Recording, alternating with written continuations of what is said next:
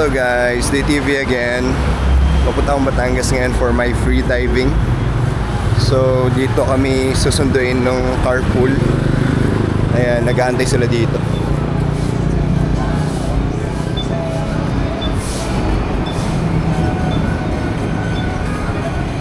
Ito yung carpool namin.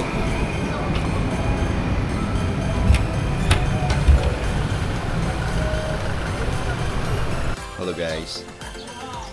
Nandito ka sa Cantil Parking. So parking lang pala to, hindi siya mismo yung resort pa. I think lilipat pa ng location, like pupunta mismo doon sa resort, magbabangka. I'm just waiting for the boat na pumunta dito sa parking. Actually ako lang mag-isa. Dapat pala sumakay na ako sa mga nakabangka kanina. So yung mga nakabangka kanina, papunta na sa resort. Hindi ako nakasabay. Pero sabi susunduin daw ako dito.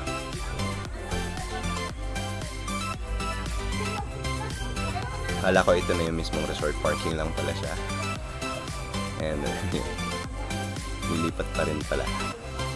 So, island hopping. Dito na yung bangka. Dumating din sa wakas.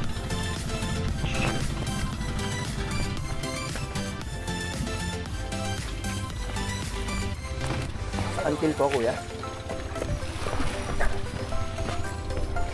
Dapat pala sumabay na ako kanina. Ay, sorry. Ay, ganyan.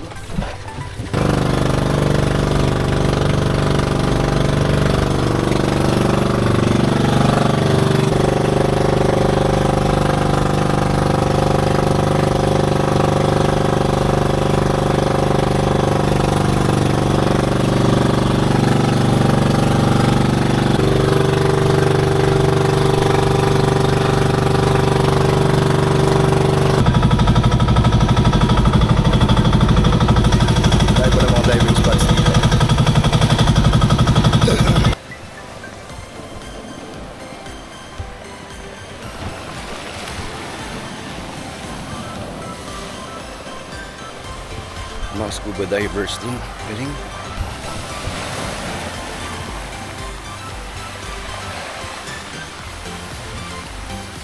Saan yung daan?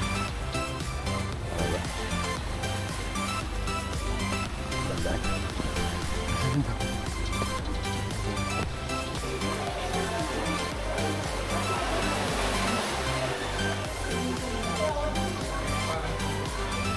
Tapos ng orientation namin with the coaches. Dami ako natutunan, sa totoo lang, about yung risk ng freediving, yung mga techniques, ang dami nilang tinuro. Actually, basic or intro to freediving itong in-enrollan ko. So, nag-enroll ako sa Buya Freediving. You can search them in Facebook, guys. So, ito sila.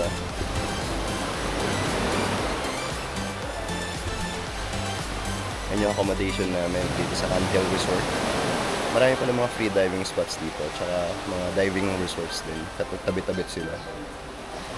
Ayun, waiting for the others na mag-prepare. Tapos, basic or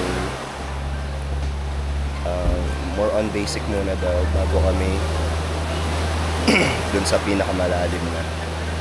So, pag intro daw, sabi 5 meters yung lalim na pwede na yung puntahan pag intro. Pero pag mga magaling ka na, pwede na lalim mo. Ayan guys, nakuha ko na yung gears ko, yung goggles and fins.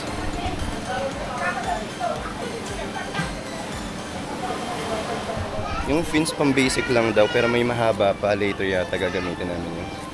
Hindi ko pa sure, pero we'll check later.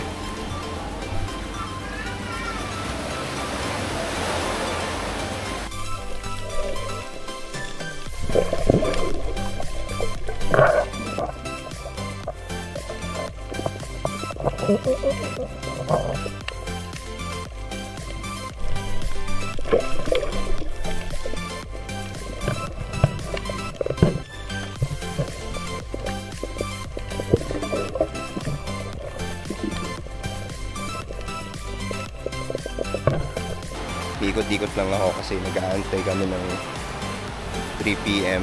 Nagpapahinga lang din yung mga coaches. Tsaka pinag-nap din kami para mabawi yung energy namin kanina. Sobrang madidrain talaga yung energy mo. Lalo na sa mga fins. Pag hindi ka talaga sanay gumamit ng mga fins, grabe. Sobrang bigat pala nila sa ilalim ng tubig. Kala ko madali lang siya before pero ang hirap pala.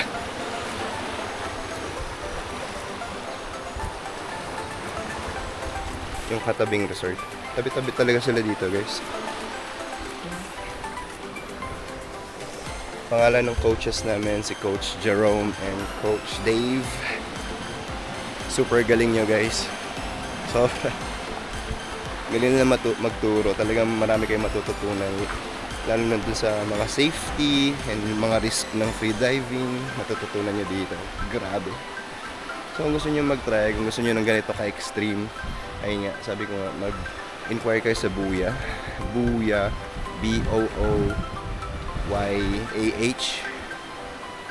Sabi ko nga, ilalagay ko sa description ng video para at least makapag-inquire kayo sa kanila. Matry nyo rin kung free diving. Super extreme. And kung gusto nyo labanan yung fears nyo under the water, try nyo. 3 PM guys, 3 PM. Prepare na kami. Balik namin sa water ulit.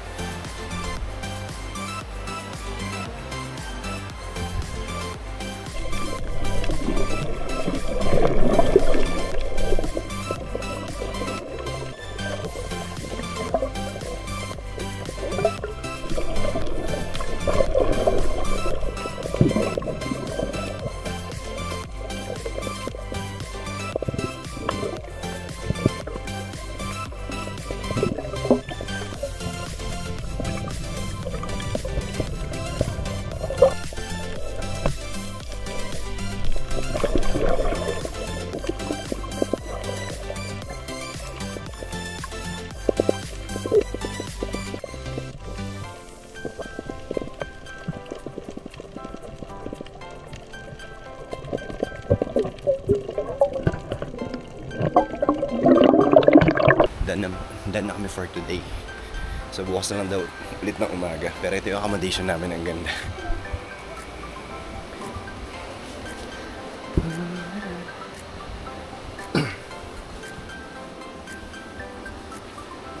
Yan.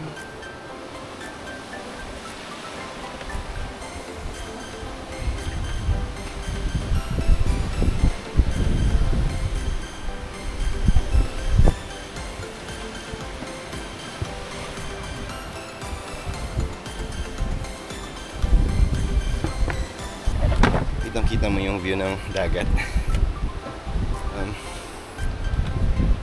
Accommodation nila dito, shared room. So kung sino yung makasama mo sa mismong araw nung in-availment date, yun yung makasama mo sa rooms.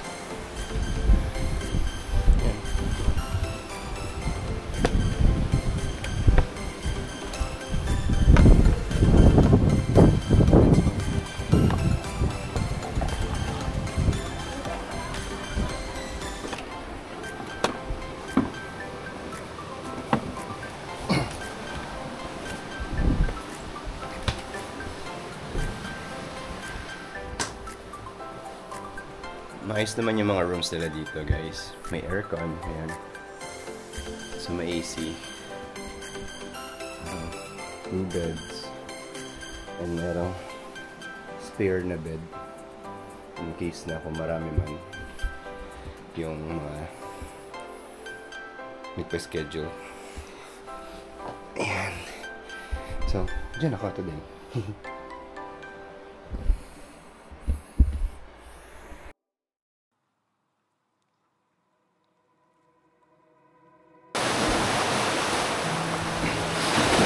Hello guys, good morning. Second day namin dito sa Batangas. Yun lang. Unfortunate event. Hindi matutuloy yung free dive namin sa malalim. Cancelled because of the weather. Also yung video shoot namin. Well, nakakalungkot.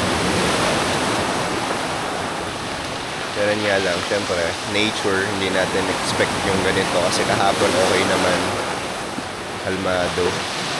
Pero today, kasi last night, biglang sobrang lakas ng ulan, walang hinto. Kaya ito ngayon yung itsura ngayon dito.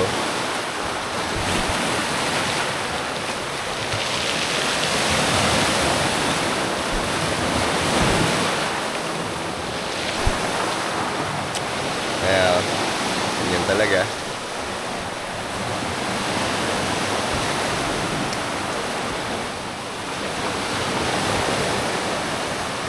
Sabi ni coach, wala. Ano talaga. Pag ganyan yung kulay ng tubig, pag nang asahan na babalik pa. Medyo matagal mag-settle pag ganyan yung kulay ng tubig, kulay brown.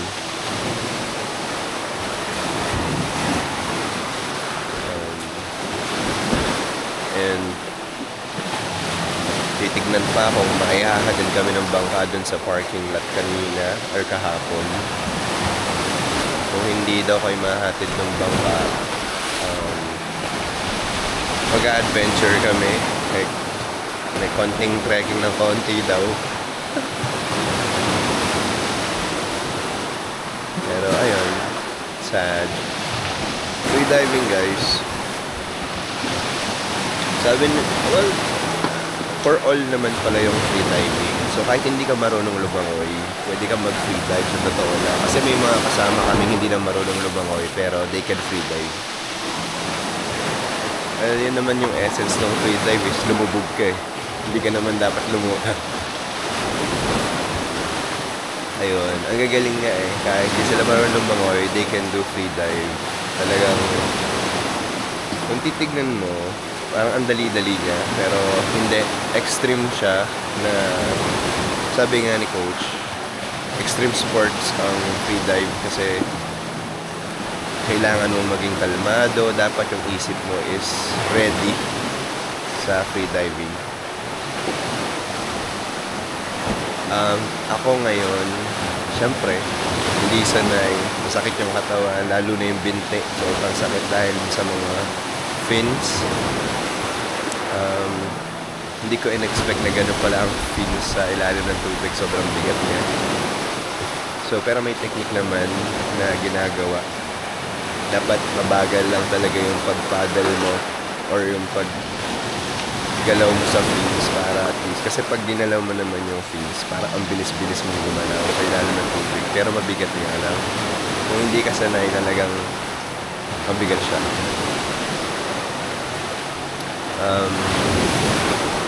Yung paggamit ng snorkel, pero kasi marunong naman na ako noon.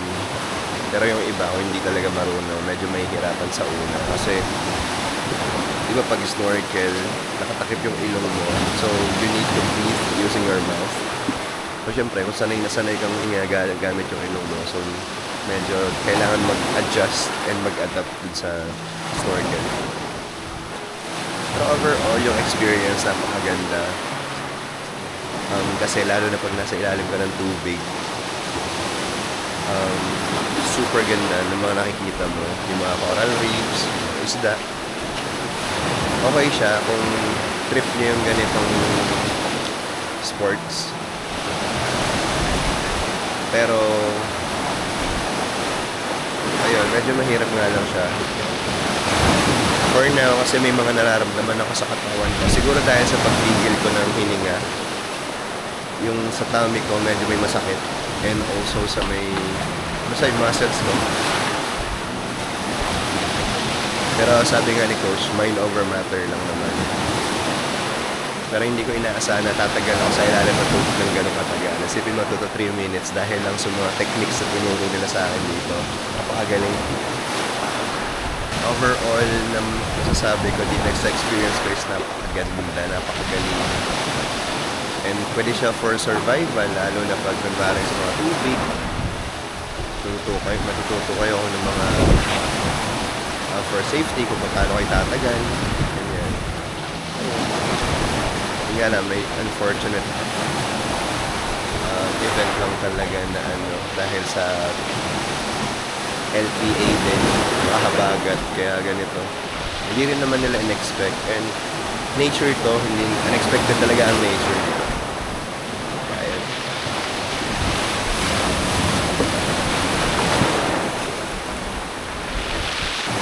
Kung nag-i-start ka pa lang, talagang dapat matuto ka ng basic.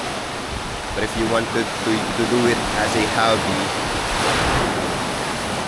medyo expensive siya kasi lalo na yung mga gamit na bibilin mo, snorkels, yung fins na magaganda, medyo pricey sila. So, expensive hobby siya. That is all for my freediving experience. Sana, try kong bumalik para dun sa mga video shoots for dun sa magagandang pwesto dito na ano, mga corals and also yung mga fishes. Yep, try kong bumalik. I'll see you soon for my next episodes. So thank you for watching, guys. Like